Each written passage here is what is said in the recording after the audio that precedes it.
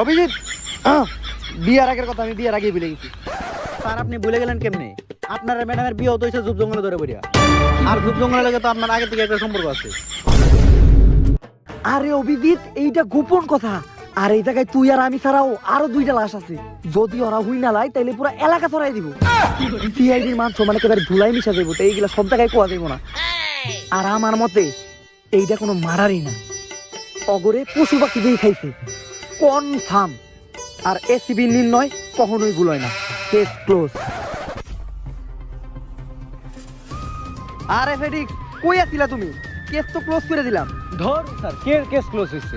এই মাত্র forensic test করে জানা গেল এটা ক্লিয়ার খুন হইছে।